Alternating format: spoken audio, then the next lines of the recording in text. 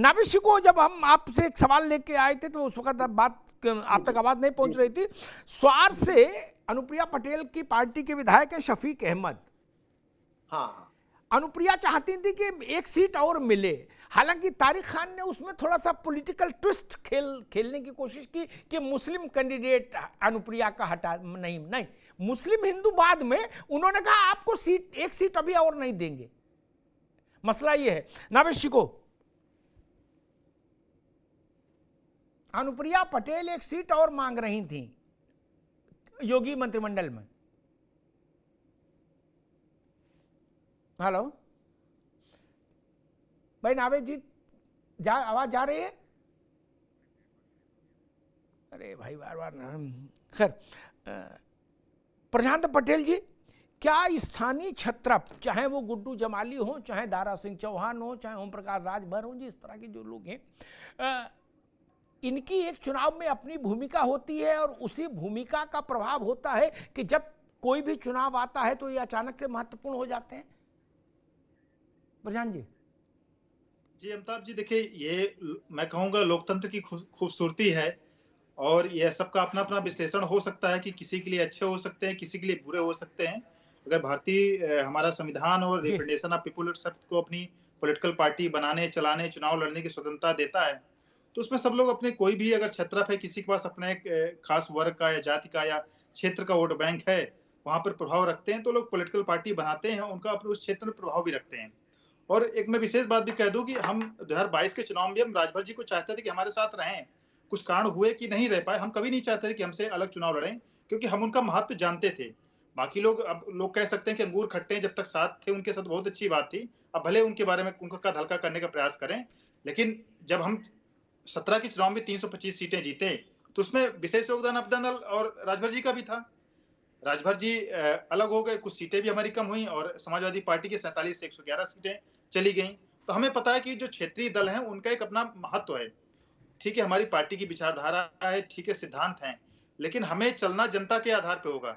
जनता जिस आधार पे वोट देगी, हमें उसी आधार पे हमें सहयोगी भी चुनने पड़ेंगे, उसी आधार पे हमें कैंडिडेट भी चुनने पड़ेंगे।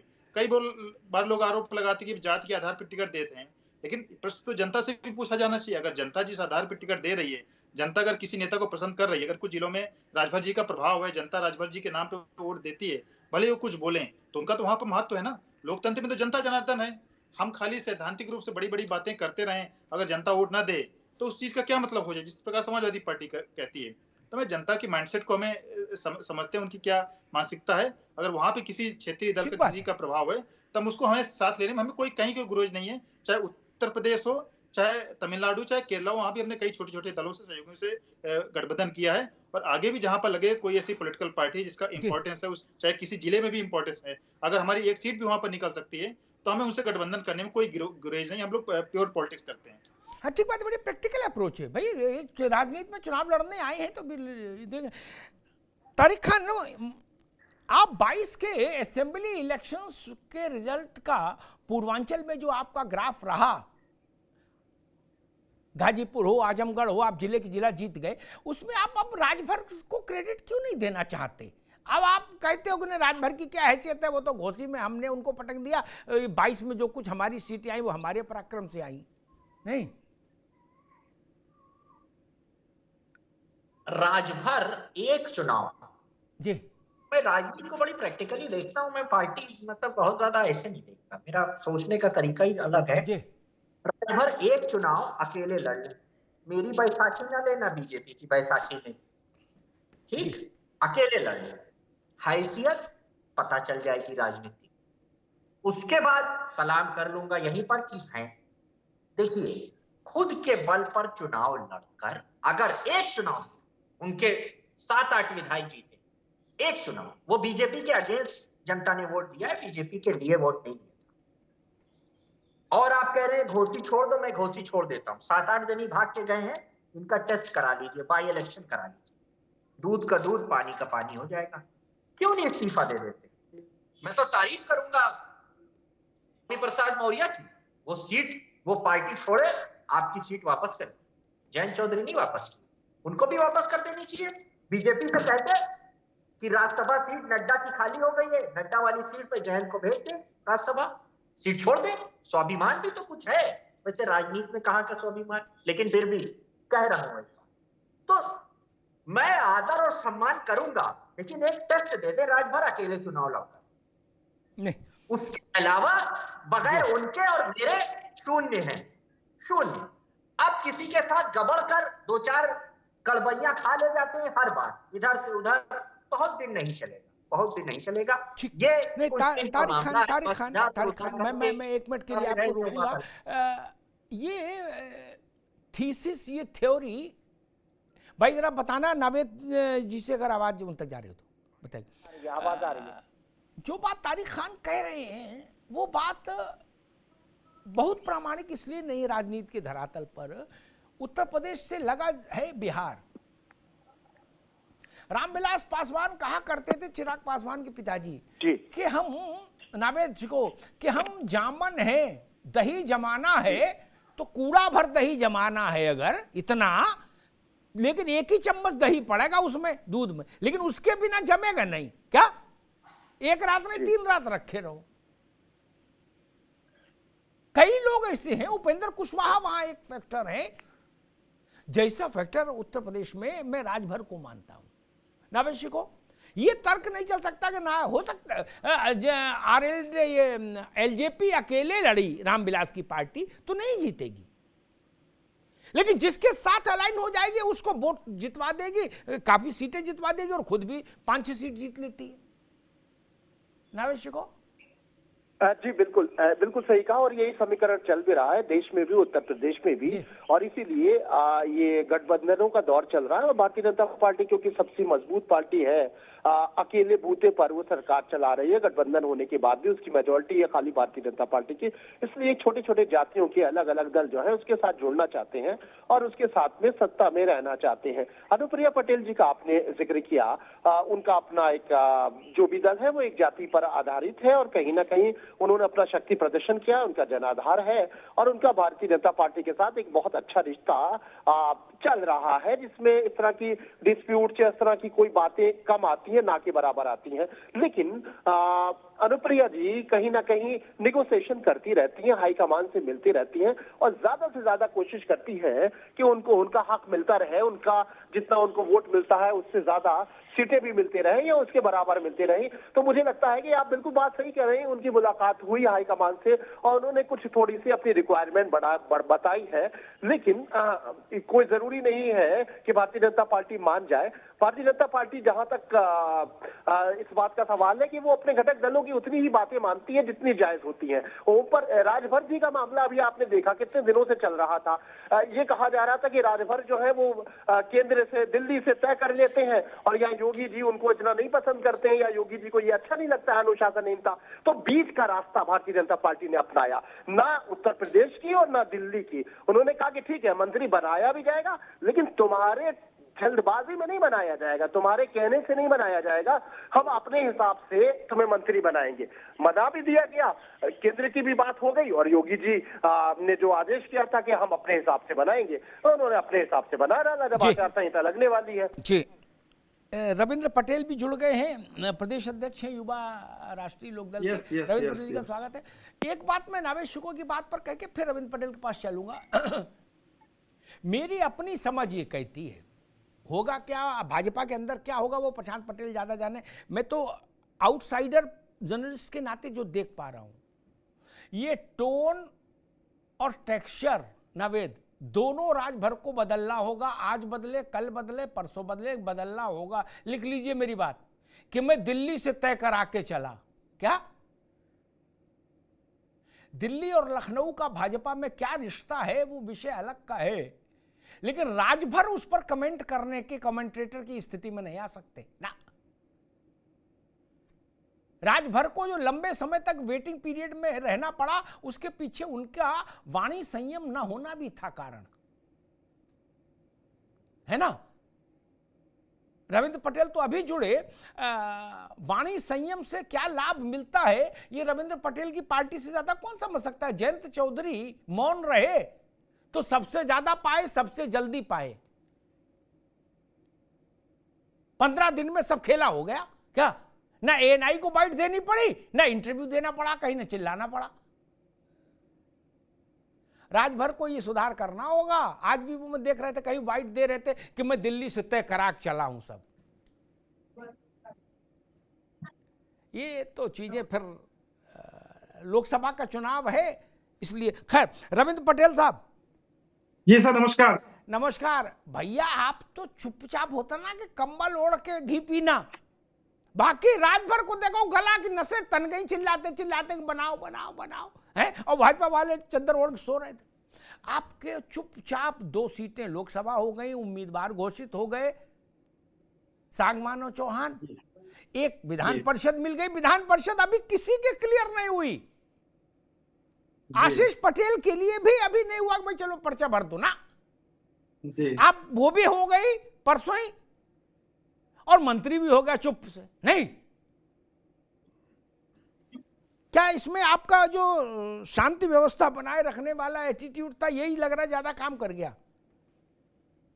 सर, वो आपका नजरिया हो सकता है, लेकिन इसके पीछे दूसरा कारण भी ये है कि हमारी पार्टी राष्ट्रीय लोकदल चौधरी चरण सिंह के सिद्धांतों पे और चौधरी अजीत सिंह जी के संघर्षों पे स्थापित जयंत चौधरी की अगुवाई वाली पार्टी है, जिसका अपना एक क्षेत्र विशेष में विशेष प्रभाव तो है, लेकिन वो संपूर्ण प्रदेश की पार्टी है। मैं मिर्जापुर से हूं, जैसा आप जानते हैं पहले से भी, तो मिर्जापुर पूर्वांचल का हिस्सा है, पश्चिम का हिस्सा नहीं है।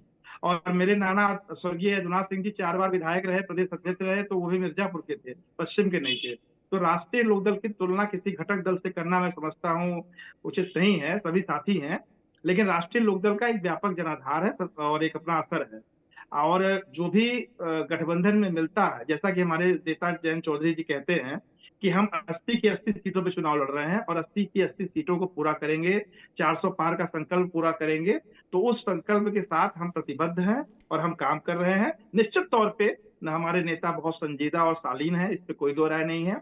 उनकी आपसी बातचीत, उनकी सरलता, उनका अपना एक बॉडी लैंग्वेज दूसरे अन्य नेताओं की तुलना में सहज और स्वीकार्य है। बाकी सारे लोगों का जो अहंकार है, हमारे पूर्व के घटक जो थे, आप समझ रहे होंगे मेरा इशारा उन्हीं पे है, कि उनके अहंकार ने उनको 22 हराया, और उनके अहंकार आने वाले समय में कहाँ उन्हें रसातल मिले जाएंगे वो हम सब मिलकर देखेंगे। लेकिन अभी मैं अखिलेश जी को एक इंटरव्यू में सुन रहा था, वो कह रहे थे कि जब कभी दोबारा दोस्ती होगी जयंत चौधरी से मेरी, तो मैं पूछूंगा कि भाई आप चले क्यों गए थे। रविंद्र पटेल। मैं बता दूं सर, मैं बता, वो जैन जी से क्या पूछेंगे, वो बच्चा आरएलडी का कार्यकर्ता जानता है कि गर्दन पे हाथ लगा के किसी से दोस्ती नहीं की जाती। दोस्ती की जाती है कंधे पे हाथ रख के और बाजू पकड़ के। वो जिस तरीके से 2022 में 33 में और क्या क्या था, और जिस तरीके से वो गर्दन पे हाथ लगा रहे थे ना, निश्चित तौर पे वो उनका अपना तौर तरीका होगा। और उनके जो ट्विटर और आईटी सेल के जो लोग जितनी भद्दी बातों का इस्तेमाल किए, कुछ को तो मुझे कहना पड़ा, बर्दाश्त नहीं हुआ, मुझे कहना पड़ा कि भाषाई मर्यादा बना के रखनी चाहिए, कभी हम दोस्त फिर से बन सकते हैं, इतनी गुंजाइश होनी चाहिए। और राजनीतिक शिक्षा का इतना अभाव नहीं होना चाहिए कि छन्ने रुष्टा छन्ने तुष्टा नहीं होना चाहिए, जैसा कि आप चर्चा कर रहे हैं, मेरा इशारा उन पे भी है। राजनीति में गंभीर आचरण करना चाहिए, जो हमारे नेता जयंत चौधरी जी कर रहे हैं। और मैं आशा और ठीक है रविंद्र बाबू, तारिक खान, आरएलडी कह रही है कि गर्दन पर हाथ रख के गठबंधन नहीं चल सकता, कंधे पे हाथ रख के चल सकता है, लेकिन आप गर्दन पकड़ के सोचो कि हम गठबंधन में रह ले, ये संभव नहीं था।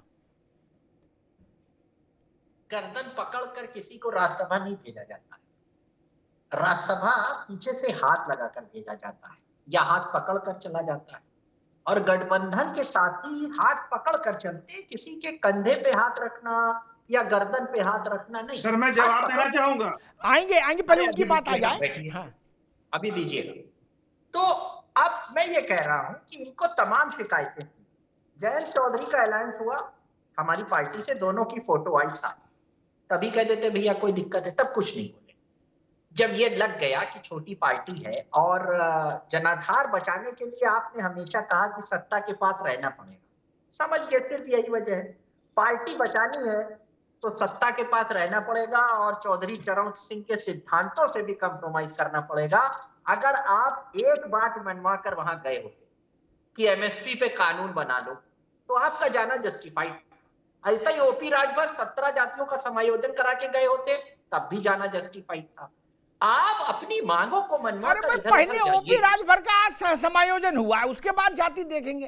पहले अपना तो समायोजन करें, आज तो उनका हो पाया। ठीक है, अपना समायोजन कर लें, अपना समायोजन कर लें, लेकिन जो डिमांड आपकी पार्टियों की रहती है, जैसे इनकी पार्टी कहती है हम किसानों की पार्टी, तो भाई किसानों वाला जो एमएसपी वाला मामला है उसको तय करा लीजिए, बैठ के कहिए कि अमित शाह साहब इसको तय करिए, हमारे हैं मंत्री। जब सरकार के भागीदारी बनोगे अंदर से तो मंत्री अपने आप बनाए जाओगे। ये अजीब बात हो रही है कि कोई बहुत बड़ा एहसान कर दिया कि मंत्री, हमारे पास 7 विधायक है, दल बदलू कानून लगा नहीं, सातों साथ में लेके जा रहे हैं, अंदर से सपोर्ट कर रहे हैं, बाहर से कर नहीं रहे हैं। तो कौन सी पिछली इतिहास चिल्ला चिल्ला कर गवाही देता है कि अंदर से समर्थन किया तो मंत्रालय में जाएंगे। अब यहाँ बीजेपी बड़ी चालाक, एहसान बहुत बड़ा कर दिया, लो आपको मंत्री बना दिया। हाँ, एमएलसी दे रहे हैं, आपकी पर्याप्त 33 विधायक चाहिए, नहीं है तो अच्छी बात, एक समर्थक के लिए एक अलायंस में ऐसा करना चाहिए। हमने भी ऐसा किया, ये कोई एहसान नहीं था, दोस्ती थी। हमने कहा भाई आप नहीं तो ठीक है, तारिक खान, मैं आ रहा हूं, मैं एक सेकंड एक छोटी सी टिप्पणी रविंद्र पटेल से ले लूं, प्रशांत जी के पास चलूंगा। भाई अखिलेश यादव ने अगर राज्यसभा भेजा तो बीजेपी ने आरएलडी को एक एमएलसी दे दिया, उस पर्याप्त संख्या ना होते हुए भी, मामला यहाँ बराबर हो गया। रविंद्र पटेल जो वो कह रहे थे, तारिक खान उस पर क्या काउंटर करना चाह रहे करिए, फिर मैं प्रशांत जी के पास चलूंगा। मैं कहना ये चाह रहा हूँ सर, इतना अहंकार देखिए, अखिलेश जी का अहंकार तो 7वें आसमान पे होना स्वाभाविक है। राष्ट्रीय अध्यक्ष जब उनके प्रवक्ता का अहंकार ये है, वो जयंत चौधरी पे टिप्पणी कर रहे हैं, कह रहे हैं कि जयंत चौधरी को राज्यसभा भेज दिया। अरे शर्म करो, 43 पार्टी के विधायक वाली पार्टी हो, है 110 पे 11 पहुंचे तो वो किसान आंदोलन और राष्ट्रीय लोकदल की देन थी। आपके राष्ट्रीय अध्यक्ष ने कहा कि जयंत चौधरी आ गए हैं, पश्चिम की फिजा बदल गई है। अरे शर्म करो, या तो राष्ट्रीय अध्यक्ष सही थे या आप सही हो। अगर राष्ट्रीय अध्यक्ष सही थे तो राष्ट्रीय अध्यक्ष ने कहा कि जयंत चौधरी हमारे साथ आ गए हैं, और पूरी दुनिया ने देखा कि जयंत चौधरी के आने के बाद क्या हालात हुए, और पूरी दुनिया ने देखा कि भारतीय जनता पार्टी अगर 2019 में कहीं कमजोर पड़ी है पश्चिमी उत्तर प्रदेश में, तो उसके भी सूत्रधार आदरणीय जयंत चौधरी और हमारी पार्टी थी, इसको नकारा नहीं जा सकता। और आज भारतीय जनता पार्टी उसी चीज को सुधार रही है कि कहीं ऐसा ना हो कि पश्चिमी उत्तर प्रदेश में 2019 वाला घटनाक्रम फिर से हो जाए। तो हर आदमी अपने आप को दुरुस्त और मजबूत करना चाहता है। तारिक भाई, अहंकार ठीक नहीं है। 47 थे, आपकी सही पहचान 50 पार की नहीं है। और मैं बता दे रहा हूँ, 2027 में चुनाव होगा तो अगर यही आंकड़े रहेंगे तो 2 दर्जन जिस दिन विधायक बना लोगे ना, हमारी आपकी उम्र अभी कम है, मिलेंगे 2027 में 2 दर्जन विधायक नहीं होंगे आपके पास। नहीं, 2 दर्जन कम हो गया, 2 दर्जन कम हो गया, थोड़ा बढ़ाओ, 2 दर्जन तो कम है। अरे सर 2 दर्जन ना होंगे, 2 दर्जन ना होंगे, कैसी बात कर रहे हैं सर? हम लोग सियासत परिवार से हैं, सियासत करते हैं, समझते हैं। अहंकार देख रहे हैं इनका अहंकार देखिए। अरे 47 से 110 की आवाज लेगा तो जयंत चौधरी ले गए, वही जनता ही सबसे अहंकारी तो है, ये अहंकारी तो है। अरे आप जयंत चौधरी पर टिप्पणी कर रहे हैं, उनका बात उनका यूथ का अध्यक्ष कर रहा है, उनका प्रवक्ता कर रहा है, बात हम कर रहे हैं। आप जयंत चौधरी को सबक सिखा रहे हैं। आप जैसे न जाने कितने नेता आए और गए, इसमें भी अहंकारी है। क्या बात करते हो आप चौधरी ठीक है, ठीक भाई, दोनों लोगों को अभी 1 मिनट के लिए रोकूंगा, 1 मिनट के लिए रोकूंगा, पर दोनों लोगों को रोकूंगा, दोनों लोगों को। भाई आप एक बात बताइए, ये जब भी कोई नया एलआई आता है तो स्वाभाविक है जिस गठबंधन में शामिल होता है उसके आने से कहा ही जाता है भाई ये आए हैं हमको मजबूती मिलेगी। गठबंधन की तो बेसिक कर्टसी है, बेसिक प्रोटोकॉल है। खैर